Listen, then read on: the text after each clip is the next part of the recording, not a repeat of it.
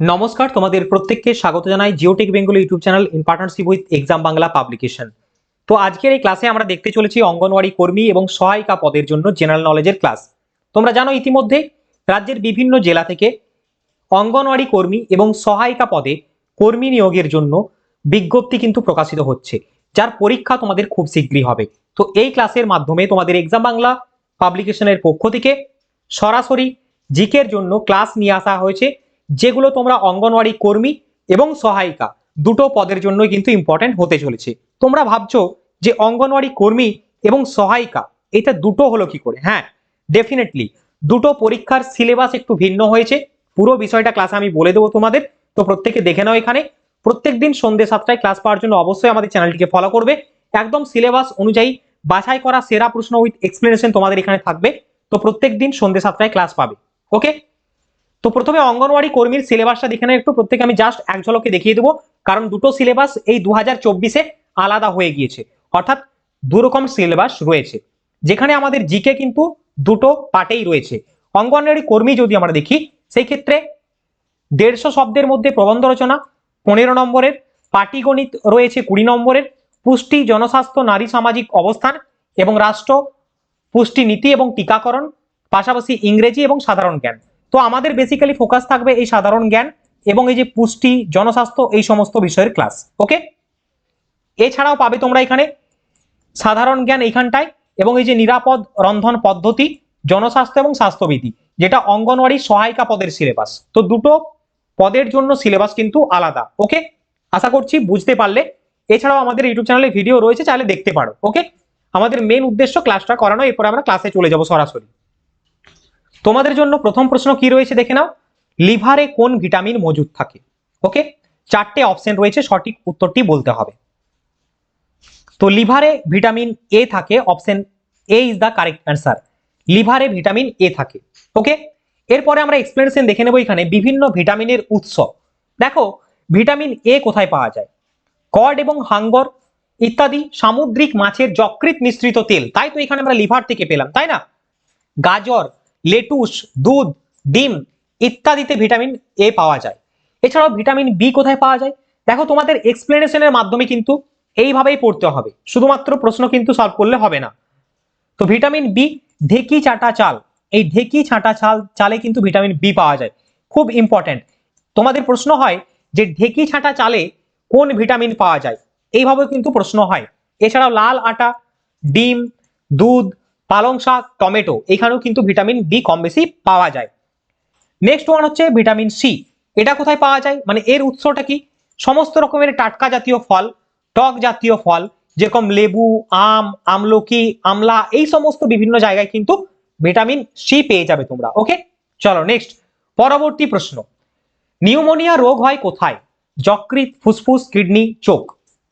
সঠিক উত্তরটি তোমাদের হয়ে যাবে নিউমোনিয়া রোগ হয় ফুসফুসে।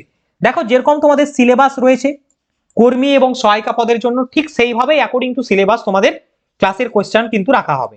ঠিক আছে, তাহলে ফুসফুসে নিউমোনিয়া রোগ হয়। তো বিভিন্ন রোগ এবং তার আক্রান্ত অঙ্গ, এটা আমাদের জন্য ইম্পর্টেন্ট হয়েছে। তাহলে তাহলে সেই লিস্টটা আমরা খুব ভালোভাবে দেখে নেব। বেরি স্নায়ুতন্ত্র আক্রান্ত হয়। স্নায়ুতন্ত্র আক্রান্ত আর একটা রোগ হয় যেরকম প্যারালাইসিস। অথবা নেক্সট যদি তোমাকে বলা হয় ডায়াবেটিস রোগ কোথায় হয়? অগ্নাশয়ে হয়। রিকেট হয় অস্থিতে। টাইফয়েড হয় অন্ত্রে। প্লিহাতে কোন রোগটা হয়? দেখো প্লিহাতে হচ্ছে ম্যালেরিয়া। খুব এগুলো কিন্তু ইজি হলেও তোমাদের জন্য ভেরি ভেরি ইম্পর্টেন্ট। ওকে, নেক্সট হচ্ছে গলগণ্ড, থাইরয়েড, স্কারভি মাড়িতে হয়, জন্ডিস যকৃতে হয়, তাই না? তো বিভিন্ন এই টাইপের বিষয়গুলো তোমাদের দেখতে হবে। আর নিউমোনিয়া তোমাদের বললাম ফুসফুসে। ওকে, চলো নেক্সট পরবর্তী প্রশ্ন দেখবো আমরা কি রয়েছে। নেক্সট প্রশ্ন বলছে পোলিও টিকা কে আবিষ্কার করেন? খুব কমন কোয়েশ্চেন, অনেকবার পরীক্ষায় তোমাদের এসেওছে বিগত বছরে। সঠিক উত্তরটি হয়ে যাবে জোনাস সাল্ক। অপশন সি হবে সঠিক উত্তর। পোলিও টিকা আবিষ্কার করেন Jonas Salk. Option C is the correct answer. এরপরে অ্যানাদার যে পয়েন্টগুলো রয়েছে বা অপশনস গুলো, সেইখান থেকে আমরা কি কি পয়েন্ট হতে পারে দেখে নেব। দেখো এডওয়ার্ড জেনার, এডওয়ার্ড জেনার কি? ইনি হচ্ছেন গুটি বসন্তের টিকা আবিষ্কার করেন। খুব কিন্তু ইম্পর্টেন্ট, এগুলো প্রত্যেকে খাতা পেন নিয়ে বসে সুন্দরভাবে নোট ডাউন করবে জিনিসগুলো। লুই পাস্তুর, পাস্তুরায়ন। স্যার আলেকজান্ডার ফ্লেমিং পেনিসিলিন আবিষ্কার করেন। এই প্রশ্নটাও কিন্তু তোমাদের বারে বারে আসে। ফ্রেডরিক ব্যান্টিং ইনসুলিন আবিষ্কার করেন। লুই পাস্তুর রেবিস টিকাও কিন্তু আবিষ্কার করেছিলেন। হয়ে গেল। চলো নেক্সট পরবর্তী প্রশ্নের উত্তরটা তোমরা দাও তো দেখি চট করে কমেন্ট সেকশনে কে বলতে পারে দেখি। হিমোগ্লোবিনে কোন ধাতব মৌলটি উপস্থিত থাকে? হিমোগ্লোবিনে কোন ধাতব মৌলটি উপস্থিত থাকে? সঠিক উত্তরটি হয়ে যাবে তোমাদের সামনে এখানে লৌহ। তো রক্তের রং কেন লাল হয়? হিমোগ্লোবিনের জন্য। আর হিমোগ্লোবিনে কি পাওয়া যায়? লৌহ পাওয়া যায়। ওকে, তো এটা কিন্তু এইভাবে প্রশ্ন হয়। এরপরে যদি আমরা ডিটেলসে দেখার চেষ্টা করি এখানটায় দেখবো, তাহলে দেখো আরো লাস্টের দুটো তোমরা নজর রাখো, উপরে দুটো না পড়লেও হবে। এই যে ম্যাগনেসিয়াম, ম্যাগনেসিয়াম হচ্ছে ক্লোরোফিলে উপস্থিত কেন্দ্রীয় মৌল।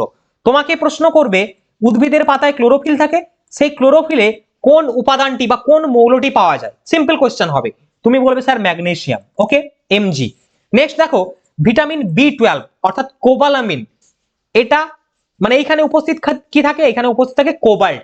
ওকে, আচ্ছা আর একটা জিনিস আমার এখানে মনে পড়লো, কোবাল্টের নামটা আসতেই ক্যান্সার চিকিৎসায় কোন ধাতুটি ব্যবহার করা বা কোন মৌলটি, এভাবে প্রশ্ন হয় একটা, তো কোবাল্ট কিন্তু ইউজ করা হয়, এটাও কিন্তু মানে সায়েন্স থেকে প্রশ্ন হয়। ওকে, নেক্সট পরবর্তী কোশ্চেন, কোনটি মানব দেহের প্রধান রেচন অঙ্গ? ফুসফুস, ত্বক, বৃক্ক, বৃহদন্ত্র। মানব দেহের প্রধান রেচন অঙ্গ যদি আমরা দেখি তাহলে বৃক্ক বা কিডনি হয়ে যাবে, যেগুলো আমাদের সিম বীজের মতো দেখতে, আমাদের পেটের তলায় দুই সাইডে রয়েছে, তাই তো? Option C is the correct answer.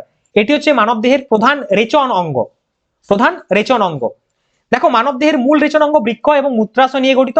বৃক্ক হচ্ছে আমাদের রক্ত থেকে ইউরিয়া এবং অন্যান্য বজ্র পরিষ্কার করে, যেটা হচ্ছে মূত্রাশয়ের মাধ্যমে প্রস্রাবের আকারে, ইউরিনের আকারে সঞ্চয় করে রাখে। ওকে, নেক্সট পরবর্তী কোশ্চেন, আইসিডিএস প্রকল্প চালু হয় কোন সালে?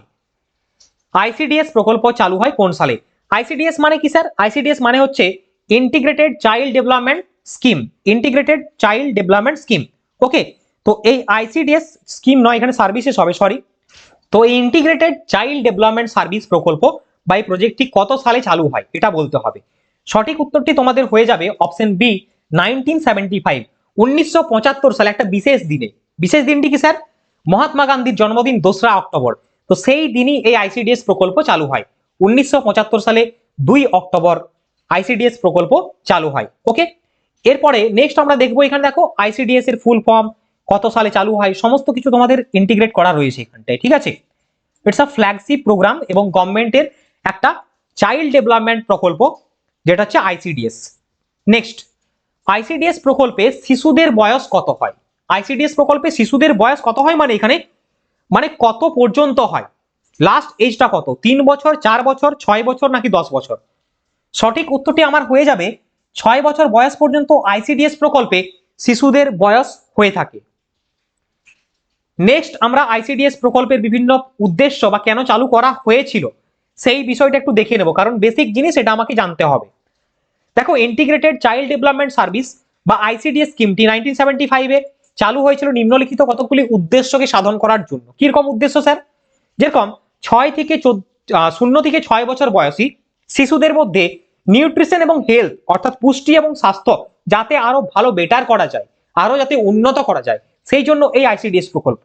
এছাড়াও প্রত্যেকটি শিশুর দেখবে মেন্টাল, ফিজিক্যাল এবং সোশ্যাল অর্থাৎ মানসিক, শারীরিক এবং সামাজিক বিকাশের ভিত্তি স্থাপন করা। মৃত্যু হার, অসুস্থতা, অপুষ্টি, স্কুল ছুটের হার কমানো, খুব কিন্তু এগুলো ইম্পর্টেন্ট। দেখো মোর্টালিটি রেট, ইলনেস, ম্যাল নিউট্রিশন, এগুলো কিন্তু যাতে কম হয় তার জন্যই কিন্তু আমাদের আইসিডিএস, হ্যাঁ না? নেক্সট দেখো শিশু বিকাশের জন্য বিভিন্ন বিভাগের মধ্যে নীতি এবং বাস্তবায়নের কার্যকর সমন্বয় সাধন করা, অর্থাৎ চাইল্ড ডেভেলপমেন্টের জন্যই মেনলি এর একটা অবজেক্টিভিটি ছিল। ওকে, নেক্সট পরবর্তী প্রশ্ন আমরা দেখব, যক্ষার জন্য নিম্নলিখিত রোগগুলির মধ্যে কোন রোগটি অগ্রগতি ত্বরান্বিত হয়? যক্ষার জন্য, তো যক্ষার জন্য যেটা হয় সেটা হচ্ছে কুষ্ঠ হয়ে যাবে। Option C is the correct answer. যক্ষা সম্পর্কে অনেকগুলো তথ্য আমরা এখানটায় দেখব। দেখো যক্ষা একটি ব্যাকটেরিয়া ঘটিত রোগ। এখান থেকে তোমাকে প্রশ্ন করতে পারে যক্ষা একটি ব্যাকটেরিয়া, ভাইরাস, ছত্রাক নাকি কি ঘটিত রোগ, হ্যাঁ না? তো ব্যাকটেরিয়া ঘটিত রোগ হয়ে যাবে। এটি বায়ুবাহিত এবং সংক্রামিত, কোনো ব্যক্তির থুতু, কাশি, হাঁচির মাধ্যমেও ছড়াতে পারে এই যক্ষা রোগ। যক্ষা রোগের লক্ষণ বা সিমটমস গুলো কি কি? অবিরাম জ্বর হবে, কাশি হবে বারে বারে, বুকে ব্যথা হবে, এছাড়া থুতনির সঙ্গে রক্ত বের হবে, সাধারণত দুর্বল লাগবে মানুষকে বেশিরভাগ। তো এইগুলো হচ্ছে বেসিক লক্ষণ যক্ষার জন্য। যক্ষা প্রতিরোধ করার জন্য একটা ভ্যাকসিন রয়েছে, সেই ভ্যাকসিনটা কি? শিশুদেরকে দেওয়া হয় বিসিজি টিকা। বিসিজি টিকা। তাহলে প্রত্যেকে মনে রেখো, তোমাকে প্রশ্ন করবে যে যক্ষা রোগ হলে শিশুদের বা যক্ষা রোগকে প্রতিরোধ করার জন্য সরকার থেকে কোন টিকার বা ভ্যাকসিনের ব্যবস্থা করা হয়েছে? উত্তরটা হবে বিসিজি। নেক্সট দেখো, জাতীয় যক্ষা চিকিৎসা নির্দেশিকা, যা যক্ষা চিকিৎসার জন্য সরাসরি পর্যবেক্ষণ থেরাপি, যেটা হচ্ছে ডিওটি নামে পরিচিত, ডিওটি ব্যবহার করার পরামর্শ দেওয়া হয়। নেক্সট, নিম্নলিখিত কোন সম্রাট বাংলার আকবর নামে পরিচিত ছিলেন? তাহলে দেখো, এই ক্লাসে আমরা প্রথম দিকটাই দেখলাম এই পুষ্টি, আইসিডিএস সংক্রান্ত ইত্যাদি বিষয়গুলো দেখলাম, যেগুলো তোমাদের সিলেবাসের মধ্যে রয়েছে। পাশাপাশি আমরা ইতিহাস, ভূগোল, বিজ্ঞান, পলিটি, ইকোনমি এগুলো দেখতে হবে দু একটা করে প্রশ্ন, কারণ এইখান থেকেও প্রশ্ন থাকবে, খুবই স্বাভাবিক কোয়েশ্চেন। বলো, বাংলার আকবর কে ছিলেন বা বাংলার আকবর নামে পরিচিত কে ছিলেন? সঠিক উত্তরটা হয়ে যাবে তোমাদের Husain Shah. Option B is the correct answer. ইনি ছিলেন বাংলার আকবর নামে পরিচিত। দেখো, হোসেন শাহী বংশের প্রতিষ্ঠাতা ছিলেন এই হোসেন শাহ আলাউদ্দিন হোসেন শাহ, যিনি বাংলার আকবর নামে পরিচিত। তিনি বহুলল নদীর দ্বারা পরাজিত হয়েছিলেন। হোসেন শাহ সমসাময়িক ছিলেন কার বলতো? শ্রী চৈতন্য মহাপ্রভু, বৈষ্ণব ধর্মের প্রচারক। কাশ্মীরের আকবর নামে পরিচিত কে? এই প্রশ্নটাও এমন কোন পরীক্ষা নেই ওয়েস্ট বেঙ্গলে যেখানে দেয়নি তোমাকে। কে বললো তোমাকে? হয়তো তোমার কোচবিহার ডিস্ট্রিক্ট বা হুগলি জেলায় আইসিডিএস পরীক্ষাতেও দিয়ে দিল অঙ্গনওয়াড়িতে। উত্তরটি হয়ে যাবে জয়নুল আবদিন, কাশ্মীরের আকবর নামে পরিচিত। এই কাশ্মীরের যে আকবর জয়নুল আবদিন, সেইখানে কলহনের রাজতরঙ্গী একটা রয়েছে, তো সেখান থেকে এনার বিষয়ে জানা যায়। নেক্সট নেক্সট প্রশ্ন তোমাদের জন্য রয়েছে, পল্লব বংশের শ্রেষ্ঠ সম্রাট কে ছিলেন? পল্লব বংশের শ্রেষ্ঠ সম্রাট কে ছিলেন? সঠিক উত্তরটা হয়ে যাবে পল্লব বংশের শ্রেষ্ঠ সম্রাট Narasimha Varman. Option D is the correct answer. দেখো, প্রথম নরসিংহ বর্মনকে পল্লব বংশের শ্রেষ্ঠ সম্রাট বলে অনেক সময় বিবেচনা করা হয়, কিন্তু পল্লব বংশের মহান এবং শ্রেষ্ঠ রাজা মহেন্দ্র বর্মন ওয়ানকেও বলা হয়। খুব সিরিয়াস ভাবে এই বিষয়টা দেখবে, অপশন যেরকম থাকবে ঠিক সেইভাবে কোশ্চেন কিন্তু উত্তর করবে। পল্লবদের রাজধানী কি ছিল তাহলে স্যার? কাঞ্চিপুরম। পল্লব রাজবংশের মহাবলীপুরমের সপ্তরথের মন্দির পাথর কেটে তৈরি করেছিল। তোমাকে বলবে মহাবলীপুরমের সপ্তরথের যে মন্দিরগুলো কোন রাজবংশ নির্মাণ করেছিল? উত্তরটি হবে পল্লব রাজবংশ। চারটে সাউথ ইন্ডিয়ান ডাইনেস্টি তোমাকে দিয়ে দিবে, তুমি কনফিউজ হয়ে যাবে। তো এই ক্লাসে তোমাকে বারবার বলে করে রিপিট করে তোমাকে মনে করে নিতে হবে পল্লব রাজবংশ থেকে মহাবলীপুরমের রথ নির্মিত হয়েছিল। হয়ে গেল? চলো নেক্সট, ফেরিক অক্সাইডের রং কি ধরনের? গাঢ় নীল, চকচকে লাল, কালো, বাদামি। ফেরিক অক্সাইড বাদামি রঙের হয়ে যাবে। Option D is the correct answer. দেখো, এছাড়াও গাঢ় নীল রঙের অন্য অক্সাইড রয়েছে, কি স্যার? Cobalt oxide. এটা কোবাল্ট হয়ে যাবে, কোবাল্ট অক্সাইড। ওকে, আচ্ছা, কিউপ্রাস অক্সাইড চকচকে লাল, ফেরিক অক্সাইড বাদামি বললাম, ম্যাঙ্গানিজ ডাইঅক্সাইড গোলাপি কালারের হয়ে থাকে। খুব ভালোভাবে প্রত্যেকে নোট ডাউন করো। ক্লাসটা কেমন লাগছে একবার প্রত্যেকে জানাও তো কমেন্ট সেকশনে দেখি। ওকে, চলো, ভেরি গুড। নেক্সট, শ্বেত রক্তকণিকার জীবনকাল কতদিন?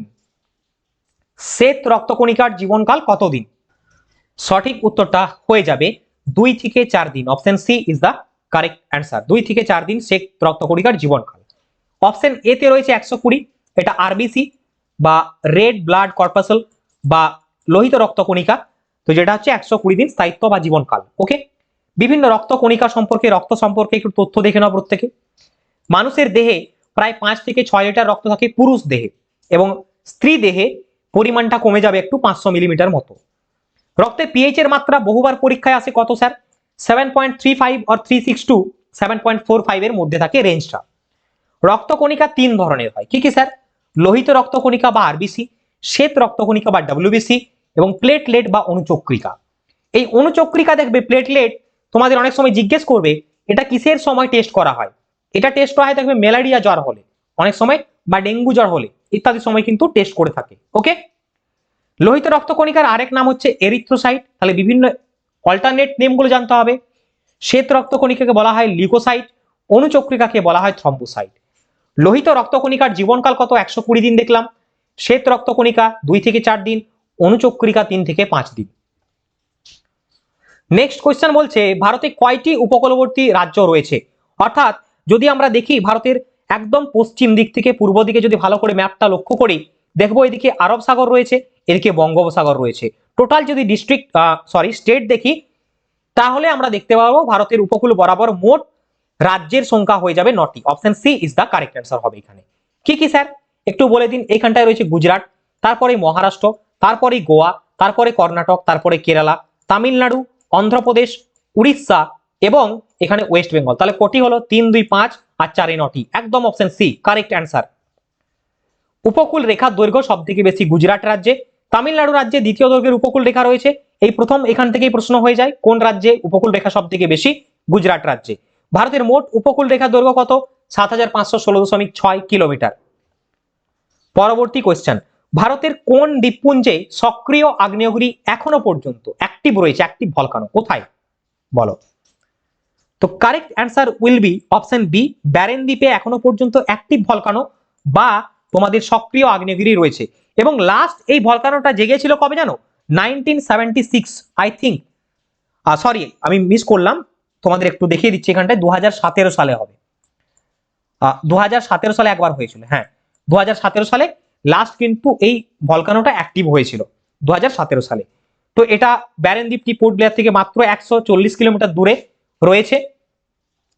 আচ্ছা, আন্দামান দ্বীপপুঞ্জে অবস্থিত, শেষবার এখানে হয়েছিল 2017 সালে। পরবর্তী প্রশ্ন, পশ্চিমবঙ্গের কোন জায়গায় বা কোথায় ধান গবেষণা কেন্দ্র রয়েছে? তো ধান গবেষণা কেন্দ্র রয়েছে ওয়েস্ট বেঙ্গলের ব্যারাকপুরে।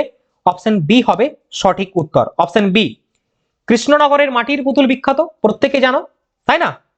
চলো নেক্সট, মালে কোন দেশের রাজধানী? মালে, তো মালে হচ্ছে মালদ্বীপের রাজধানী। অপশন বি হবে সঠিক উত্তর। দেখো মালয়েশিয়া অপশনে রয়েছে, এর রাজধানী হচ্ছে কুয়ালালামপুর, মুদ্রা হচ্ছে রিঙ্গিত। মালদ্বীপের রাজধানী মালে, মুদ্রা দেওয়া রয়েছে রুফিয়া। মঙ্গোলিয়ার রাজধানী উলানবাতার, মায়ানমারের রাজধানী রেঙ্গুন এবং নেইপিদো। মালদ্বীপের রাজধানী রাষ্ট্রপতি হচ্ছেন মোহাম্মদ মুইজু। এটা দেওয়া হয়েছে এই কারণে, কারণ এটা কিন্তু এই কান্ট্রিটা খুব কারেন্ট অ্যাফেয়ার্সে রয়েছে, তো সেই দিকটাও তোমাকে দেখতে হবে। নেক্সট, হ্যাঁ কারেন্ট অ্যাফেয়ার্সও প্রশ্ন আছে এখানে, চাপ নেই। রাজীব গান্ধী খেলরত্ন পুরস্কার প্রথম পেয়েছিলেন কে? রাজীব গান্ধী খেলরত্ন পুরস্কার প্রথম পেয়েছিলেন বিশ্বনাথন আনন্দ। অপশন বি হবে সঠিক উত্তর। তাহলে বিভিন্ন প্রথম পুরস্কার প্রাপ্ত ব্যক্তি, বিভিন্ন পুরস্কারে আমরা একটু লিস্টটা দেখবো, ভালো হয় স্যার, তাই তো? ওকে স্যার, দেখে নাও প্রত্যেকে। সাহিত্যে প্রথম নোবেল পুরস্কার পান কে? রবীন্দ্রনাথ ঠাকুর। প্রথম ভারতীয় যিনি জ্ঞানপীঠ পুরস্কার পেয়েছিলেন G Sankara Kurup. Man Booker Prize first award in Indian Salman Rushdie. Rajiv Gandhi পুরস্কার যদি আমরা দেখি খেল রত্ন অ্যাওয়ার্ড, তাহলে আমরা কি দেখলাম? বিশ্বনাথ আনন্দ। প্রথম সেক্রেটারি যিনি, প্রথম ক্রিকেটার সেক্রেটারি চলে আসছে, যিনি অর্জুন পুরস্কার পেয়েছিলেন তিনি হচ্ছেন সেলিম দুরানি। নেক্সট প্রশ্ন, জ্যাব শব্দটি কোন খেলায় ব্যবহার করা হয়? জ্যাব শব্দটি ব্যবহার করা হয় বক্সিং এ। অপশন সি হবে সঠিক উত্তর। তো বক্সিং এর সাথে যুক্ত বিভিন্ন শব্দ যদি আমরা দেখি, round, knockout, countdown, jab, uppercut, hook, punch, এইগুলো। পরবর্তী প্রশ্ন, ভারতের মহিলা ক্রিকেট দলের বর্তমান অধিনায়ক কে রয়েছেন? তো ইনি হচ্ছেন হরমনপ্রীত কৌর। অপশন বি হবে সঠিক উত্তর। ভারতীয় মহিলা ক্রিকেট দলের প্রথম অধিনায়ক ছিলেন শান্তা রঙ্গস্বামী 1976 এবং বর্তমান হরমনপ্রীত কৌর। নেক্সট প্রশ্ন, নিম্নলিখিতদের মধ্যে কে ভারতীয় সংসদের দুটি কক্ষেরই সদস্য নন? খুব ভালোভাবে, পার্লামেন্টের উচ্চকক্ষ, নিম্নকক্ষ, আপার হাউস, লোয়ার হাউস, অর্থাৎ লোকসভা, রাজ্যসভা, সেই দুটির কোনটিরই সদস্য নয়। কে? রাষ্ট্রপতি। Option A is the correct answer. ভারতের রাষ্ট্রপতি সম্পর্কে বিভিন্ন ধরনের প্রশ্ন হয়, এক ঝলকে লিস্টটা প্রত্যেকে দেখে নাও। ভারতের বর্তমান রাষ্ট্রপতি দ্রৌপদী মুর্মু। ভারতের প্রথম রাষ্ট্রপতি ডক্টর রাজেন্দ্র প্রসাদ ছিলেন।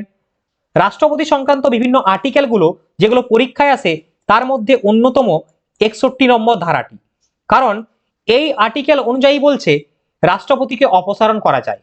আর্টিকেল 61। ধারা 111টাও কিন্তু ইম্পর্টেন্ট, কারণ এখানে রাষ্ট্রপতির ভেটো পাওয়ার রয়েছে। রাষ্ট্রপতি অধ্যাদেশ জারি করতে পারে 123 নম্বর ধারা অনুযায়ী, আর রাষ্ট্রপতি রাজ ক্ষমা করতে পারে, এমনকি মৃত্যুদণ্ড ক্ষমা করতে পারে 72 নম্বর ধারা অনুযায়ী। ওকে, তাহলে প্রত্যেকটি বিষয় আমরা দেখলাম। তো এই ছিল তোমাদের জন্য আজকের ক্লাসের কতকগুলো প্রশ্ন উত্তর জিকে থেকে। আইসিডিএস কর্মী অর্থাৎ অঙ্গনওয়াড়ি কর্মী এবং সহায়িকা পদের জন্য। রাজ্যের বিভিন্ন জেলায় ফর্ম ফিল আপ হচ্ছে, প্রত্যেকে তোমরা ফর্ম ফিল আপ করে দাও। এবং তোমাদের পাশে রয়েছে এক্সাম বাংলা পাবলিকেশন। এক্সাম বাংলার অফিসিয়াল ইউটিউব চ্যানেলে তোমাদের জন্য সম্পূর্ণ ফ্রিতে এই ক্লাস প্রত্যেক দিন আসবে। So wish you all the very best. Thank you সকলকে।